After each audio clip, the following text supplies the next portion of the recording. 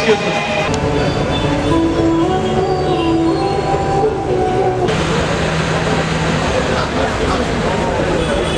Gentlemen, I begin this evening's solemn ceremony by words that so sacrosanct in building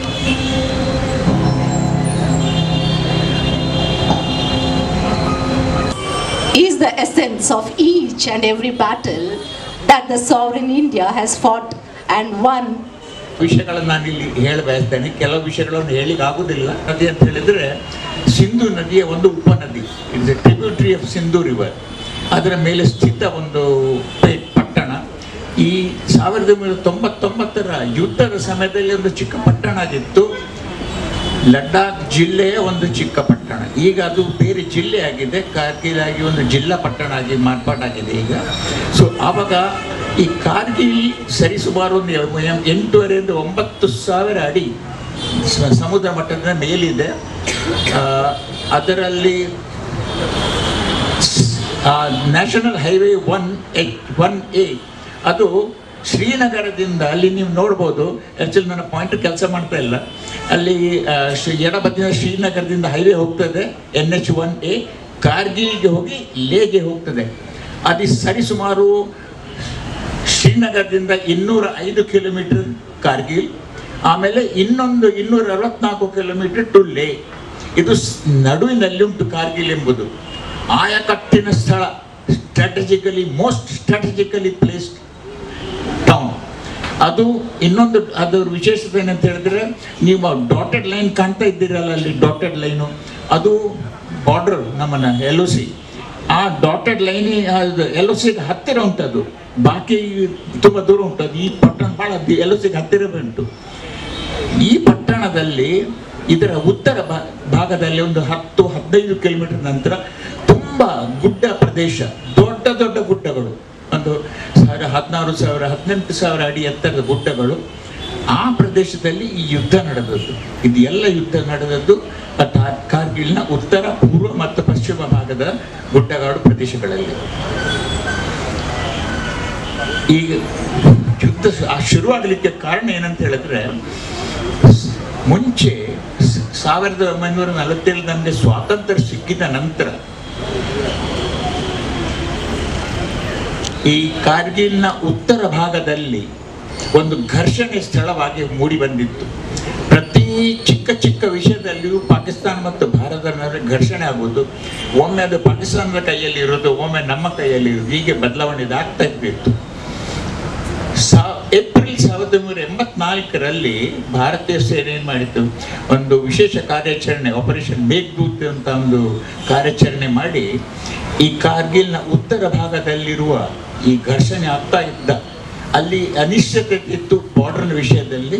so ಅದನ್ನು ಸ್ವಾಧೀನಪಡಿಸಿಕೊಂಡು ಅಲ್ಲಿ ನಮ್ಮ ಭಾರತೀಯ ಸೇನಾ ಪಡೆಗಳ ನೆಲೆಗಳನ್ನು ಸ್ಥಾಪಿಸಿದರು, ಬೇಸ್ ಮಾಡಿದ್ರು, ಬಂಕರ್ ಮಾಡಿದ್ರು, ಗನ್ ಪೊಸಿಷನ್ಸ್ ಮಾಡಿದ್ರು, ಎಲ್ಲ ತಯಾರು ಮಾಡಿದ್ರು.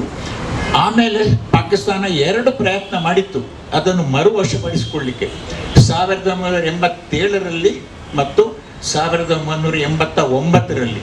ಅದೇ ರೀತಿ 2 ಸಲವೂ ಪಾಕಿಸ್ತಾನದ ಪ್ರಯತ್ನ ವಿಫಲವಾಯಿತು. ಅದು ನಮ್ಮ ಕೈಯಲ್ಲಿ ಉಳಿಯಿತು. ಅದು ಹೀಗೇನೆ ಉಳಿದು ಮುಂದೆ 99ರ ತನಕ ಏನು ತೊಂದರೆ ಇಲ್ಲದೆ ನಡೀತಾ ಬರ್ತಿತ್ತು. ಅಲ್ಲಿ ಪ್ರಥೆ ಏನಂತ ಹೇಳಿದ್ರೆ, ತುಂಬ ಎತ್ತರ ದುರ್ಗಮವಾದ ಸ್ಥಳಗಳು. ಆ ಪೋಸ್ಟ್ಗಳನ್ನು ಲಾಜಿಸ್ಟಿಕ್ ಸಪೋರ್ಟ್ ಬಿಡಿಗೆ ತುಂಬ ಕಷ್ಟದ ಕೆಲಸ. ಆದ ಕಾರಣ ಚಳಿಗಾಲದಲ್ಲಿ ನಮ್ಮ ಸೇನೆ ಕೆಳಗೆ ಬರುವುದು, ಸೆಕೆಗಾಲದಲ್ಲಿ ಮೇಲೆ ಹೋಗುವುದು. ಅಂದರೆ ಮೇ ತಿಂಗಳಲ್ಲಿ ಸೆಕೆಗಾಲ ಶುರುವಾಗುವಾಗ ಮೇಲೆ ಹೋಗಿ ಆ ನೆಲೆಗಳಲ್ಲಿ ನಾವು ಕುಳಿತುಕೊಳ್ಳೋದು. ಚಳಿಗಾಲ ಅಕ್ಟೋಬರ್-ನವೆಂಬರ್ನಲ್ಲಿ ಚಳಿಗಾಲ ಶುರುವಾಗ ನಾವು ಕೆಳಗೆ ಬರೋದು. ಈ ಪ್ರತಿ ನಡೀತಾ ಇತ್ತು 84ರಿಂದ ಮುಂದೆ 99ರ ತನಕ. ಪಾಕಿಸ್ತಾನ ಆಗಿನ ಸೇನಾ ಮುಖ್ಯಸ್ಥ ಜನರಲ್ ಪರ್ವೇಜ್ ಮುಷರಫ್ ಅವರು ಒಂದು ಕಾಲದಲ್ಲಿ, ಬಹಳ ಹಿಂದೆ, ಇದಕ್ಕಿಂತ ತುಂಬ ಹಿಂದೆ, ಸಿಯಾಚಿನ್ನಲ್ಲಿ ಇಂಥದ್ದೇ ಒಂದು ಕಾರ್ಯಾಚರಣೆ ಆಗಿತ್ತು. ಅಲ್ಲಿ ಸಿಯಾಚಿನ್ನಲ್ಲಿ ಪಾಕಿಸ್ತಾನಿ ಟ್ರೂಪ್ಸ್ ಒಂದು ಸ್ಥಳದಲ್ಲಿ ಇರ್ತಿದ್ರು, ಚಳಿಗಾಲದಲ್ಲಿ ಕೆಳಗೆ ಹೋಗ್ತಿದ್ರು, ಸೆಕೆಗಾಲದಲ್ಲಿ ಮೇಲೆ ಬರ್ತಿದ್ರು. ಆ ಕಾಲದಲ್ಲಿ ನಾವು ಅಲ್ಲಿ ಹೋಗಿ ಕುಳಿತುಕೊಂಡಿದ್ದೇವೆ, ಅದನ್ನು ನಾವು ಕ್ಯಾಪ್ಚರ್ ಮಾಡಿದ್ದೇವೆ. ಆವಾಗ ಜನರಲ್ ಮುಷರಫ್ ಒಬ್ಬ ಬ್ರಿಗೇಡಿಯರ್ ಅಧಿಕಾರಿಯಾಗಿದ್ದರು, ಒಂದು ಸ್ವಲ್ಪ ಜನರಲ್ನಿಂದ ಕೆಳಸ್ತರದ ಅಧಿಕಾರಿ, ಅವರು ಅಲ್ಲಿ ಇನ್ಚಾರ್ಜ್ ಆಗಿದ್ದರು. ಸೊ ಅವರು ಮತ್ತೆ ಅಲ್ಲಿ ಜನರಲ್ ಆಗುವಾಗ ಅವರಿಗೆ ಅದು ನೆನಪಿನಲ್ಲಿತ್ತು ನಾವೇನು ಮಾಡಿದ್ದೇವೆ ಅಂತ.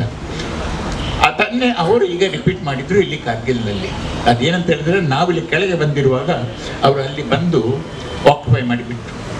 ಇದು ಯಾರಿಗೂ ಗೊತ್ತಿಲ್ಲ, ಅದೊಂದು ಬೇರೆ ವಿಷಯ. ಬೇಹುಗಾರಿಕೆಯ ವಿಫಲತೆ, ಇಂಟೆಲಿಜೆನ್ಸ್ ಫೇಲಿಯರ್ ಅಂತ ಹೇಳ್ತೇವೆ, that's A different subject. So ಅಲ್ಲಿ ಯಾರಿಗೂ ಗೊತ್ತಿಲ್ಲ ಅವರು ಬಂದಿದ್ದದ್ದು.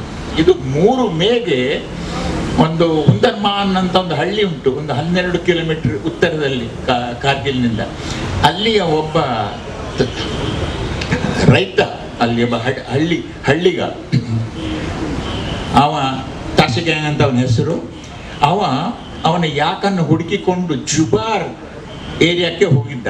ಯಾಕಂತ ಹೇಳಿದ್ರೆ ದನದ ಜಾತಿಯ ಪ್ರಾಣಿಯಲ್ಲಿ ತುಂಬ ದೊಡ್ಡ ದೊಡ್ಡ ರೋಮಲ್ಲಿ ಉಂಟು. ಆಗ ಅವನಿಗೆ ಗುಡ್ಡದಲ್ಲಿ ಕೆಲವರು ಮನುಷ್ಯರು ಆಚೆಚೆ ಓಡಾಡೋದು ಕಂಡಿತ್ತು. ಅವನಿಗೆ ಗೊತ್ತಿತ್ತು ಭಾರತೀಯ ಸೇನೆಯಲ್ಲಿ ಇಲ್ಲ ಅಂತ, ಮೇ ತಿಂಗಳ ಮೊದಲ ವಾರದಲ್ಲಿ. ಸೊ ಅವ ಬಂದವ ನೇರವಾಗಿ ಇಲ್ಲಿ ಸೇನಾ ನೆಲೆಗೆ ತಿಳಿಸಿದ ಅಲ್ಲಿ ಯಾರು ಇದ್ದಾರೆ ಮೇಲೆ ಅಂತ. ಸೊ ಇದರ ಬಗ್ಗೆ ಮಾಹಿತಿ ಪಡಲಿಕ್ಕೆ 5 ಮೇಗೆ ಭಾರತೀಯ ಸೇನಾಪಡೆ ಒಂದು ಚಿಕ್ಕ ತುಕಡಿಯನ್ನು, ಪೆಟ್ರೋಲ್ ಅಂತ ಹೇಳ್ತೇವೆ, ಇಂಟೆಲಿಜೆನ್ಸ್ ಗ್ಯಾದರಿಂಗ್ ಪೆಟ್ರೋಲ್, ಬೇಹುಗಾರಿಕೆ ಮಾಹಿತಿ ಪಡೆಯುವ ಚಿಕ್ಕ ತುಕಡಿ, ಕ್ಯಾಪ್ಟನ್ ಸೌರಭ್ ಕಾಲಿಯಾ ಅವರ ನೇತೃತ್ವದಲ್ಲಿ 4 ಜನರ ಒಟ್ಟಿಗೆ ಮೇಲೆ ಕಳಿಸಿದರು. ನೀವು ಹೋಗಿ ಅಲ್ಲಿ ನೋಡಿ ಬನ್ನಿ ಯಾರಿದ್ದಾರೆ ಏನಂತ. ಈ ಕ್ಯಾಪ್ಟನ್ ಸೌರಭ್ ಕಾಲಿಯಾ ಮತ್ತು ಅವರೊಟ್ಟಿಗೆ 4 ಜನ ಹೋದವರು ವಾಪಸ್ ಬರಲೇ ಇಲ್ಲ. ಅಲ್ಲಿಯವರು ಈ ಪಾಕಿಸ್ತಾನಿಗಳು ಹೊಂಚು ದಾಳಿ ಹಾಕಿ ಆಂಬುಷ್ ಮಾಡಿ ಅವರನ್ನು ಹಿಡ್ಕೊಂಡ್ರು, ಅವರನ್ನು ಕೊಂದರು, ಚಿತ್ರಹಿಂಸೆ ಕೊಟ್ಟಿದ್ದಾರೆ, ಸ್ಕ್ರೂ ಡ್ರೈವ್ ಎಲ್ಲ ಹಾಕಿ ಕಣ್ಣಲ್ಲಿ ಅವರಿಗೆ ತೆಗೆದಿದ್ದಾರೆ. ಸೊ ಅವರ ಹೆಣಗಳನ್ನು ಮತ್ತೆ ನಮಗೆ ಕೊಡಲಾಯಿತು. ಇದು ಆವಾಗ ನಮ್ಮ ಸೇನೆ ಎಚ್ಚೆತ್ತಿತ್ತು, ಇದೇನು ಗಡಿ ತುಂಬ ದೊಡ್ಡ ಮಟ್ಟದಲ್ಲಿ ಪಾಕಿಸ್ತಾನಿಗಳಿದ್ದಾರೆ ಅಂತ. ಆದರೆ ವಿಮಾನವನ್ನು, ವಾಯುಪಡೆಯ ವಿಮಾನಗಳನ್ನು ಯುದ್ಧದಲ್ಲಿ ಬಳಸಲಿಕ್ಕೆ ಸರ್ಕಾರದ ಅನುಮತಿ ಬೇಕು. ಚಿಕ್ಕ ಚಿಕ್ಕ ಕಾರ್ಯಕ್ರಮಕ್ಕೆ ಬೇಡ, ಬಟ್ ಅದನ್ನು ದೊಡ್ಡ ಕಾರ್ಯಕ್ರಮ ಮಾಡಬೇಕಾದರೆ ಅದು ಅಂತಾರಾಷ್ಟ್ರೀಯ ಮಟ್ಟದಲ್ಲಿ ಏನಾದರೂ ಬರುವ ಅವಕಾಶ ಇದ್ದರೆ ಅದಕ್ಕೆ ಸರ್ಕಾರದ ಅನುಮತಿ ಬೇಕು. ಸೊ ಆಗ್ತಾನೆ ಏನು ಮಾಡಿದರು, ಒಂದು ಕ್ಯಾಬಿನೆಟ್ ಕಮಿಟಿ ಆನ್ ಸೆಕ್ಯೂರಿಟಿ ಅಂತ ಉಂಟು, CCS ಅಂತ. ಇದರ 25 ಮೇಗೆ CCSನ ಮೀಟಿಂಗು ಆಗಿನ ಪ್ರಧಾನಿ ಶ್ರೀ ವಾಜಪೇಯಿ ಅವರು ಮಾಡಿದರು. ಅವರು ಆರ್ಮಿಯ ಆಪರೇಷನ್ಸ್ ರೂಮ್ನಲ್ಲಿ ಪ್ರಧಾನಿ PM ವಾಜಪೇಯಿ ಅವರು, ರಕ್ಷಾ ಮಂತ್ರಿ, ವಿದೇಶಾಂಗ ಮಂತ್ರಿ, ಗೃಹ ಮಂತ್ರಿ, ಮತ್ತು head of head of intelligence bureau, air force ಎಲ್ಲ ತುಂಬ ಇದೊಂದು ಸೆಕ್ಯೂರಿಟಿ ಕಮಿಟಿ ಉಂಟು. ಈ ಕಮಿಟಿ ಅವರು ಒಟ್ಟಾಗಿ ಇದರ ವಿಶ್ಲೇಷಣೆ ಮಾಡಿ 25 ಮೇಗೆ ವಾಜಪೇಯಿ ಅವರು ಅನುಮತಿ ಕೊಟ್ಟರು. ವಾಯುಸೇನೆಯನ್ನು ಅದಕ್ಕೆ ಉಪಯೋಗಿಸ್ಬೋದು, ಈ ಅವರನ್ನು ಹೊಡೆದು ಎಬ್ಬಿಸಲಿಕ್ಕೆ ಏನು ಬೇಕಾ ಎಲ್ಲ ಉಪಯೋಗಿಸಿ ಅಂತ. ಆದರೆ ಒಂದು ಕಂಡೀಷನ್ ಕೊಟ್ಟರು, ಈ ಎಲ್ಲ ಕಾರ್ಯಾಚರಣೆಯಲ್ಲಿಯೂ ಈ ಅಂತಾರಾಷ್ಟ್ರೀಯ ಗಡಿ ಉಂಟಲ್ಲ, ಈ ಗಡಿಯನ್ನು ದಾಟಬಾರ್ದು ಅಂತ. ಅದು ಕಟ್ಟುನಿಟ್ಟಿನ ಪಣ. ಆಗ 25ನೇ ತಾರೀಕು ಮೀಟಿಂಗ್ನಲ್ಲಿ ಒಂದು ಪಾಯಿಂಟ್ ರೇಸ್ ಮಾಡಿದರು ನಮ್ಮ ಮಿಲಿಟರಿಯವರು. ಸರ್, ಅದು ಅಲ್ಲಿ ಬಾರ್ಡ್ರ್ ಏನು ಡಿಫೈನ್ ಆಗಿಲ್ಲ ಕ್ಲಿಯರ್ಲಿ, ವಿಮಾನಗಳು ಈ ಯುದ್ಧ ವಿಮಾನಗಳು ತುಂಬ ಸ್ಪೀಡ್ನಲ್ಲಿ ಬರ್ತವೆ, 800-1000 ಕಿಲೋಮೀಟರ್ನಲ್ಲಿ. ಆವಾಗ ಲೈನ್ ಇಲ್ಲಿ ಇಲ್ಲ, ಸೊ ಆಚೀಚೆ ಹೋಗ್ಬೋದಂತ. ವಾಜಪೇಯಿ ಅವರು ಹೇಳಿದರು, ಲೈನ್ ಕ್ರಾಸ್ ಆಗಲಿಕ್ಕಿಲ್ಲ. ಲೈನ್ ಕ್ರಾಸ್ ಆದ ಕೂಡಲೇ ಅದೊಂದು ಅಂತಾರಾಷ್ಟ್ರೀಯ ಮಟ್ಟದ, ಪಾಕಿಸ್ತಾನಕ್ಕೆ ಹೇಳಲಿಕ್ಕೆ ಆಗ್ತದೆ ನಮ್ಮ ಗಡಿ ದಾಟಿ ನಮ್ಮನ್ನು ಹೊಡೆದಿದ್ದಾರೆ ಅಂತ. ಆ ಕಾರಣ ಗಡಿ ದಾಟ್ಲಿಕ್ಕೆ ಕೂಡ್ದಂತ ಒಂದು ಕಟ್ಟಪ್ಪಣೆ ಕೊಟ್ಟು, ನಾಳೆಯಿಂದ ಅವರ ಟಿಪಿಕಲ್ ವಾಜಪೇಯಿ ಅವರ ಲ್ಯಾಂಗ್ವೇಜ್ ಹೇಳ್ತೇನೆ, ಠೀಕ್ ಹೇ ತೋ ಕಲ್ ಸುಬೇರೆ ಶುರು ಕರೋ ಅಂತ ಒಂದು ಮಾತು ಹೇಳಿದರು ಇದು 25ರ ಮೀಟಿಂಗ್ನಲ್ಲಿ. ಸೊ 26ನೇ